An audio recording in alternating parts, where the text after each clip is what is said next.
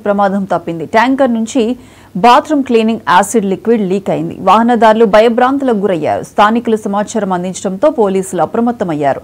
అగ్నిమాపక సిబ్బందిని సకాలంలో రప్పించి చర్యలు తీసుకోవడంతో పెను ప్రమాదం తప్పింది. ట్యాంకర్ వైజాగ్ నుంచి రాజమండ్రి వైపు వెళ్తుండగా ఈ ఘటన జరిగింది.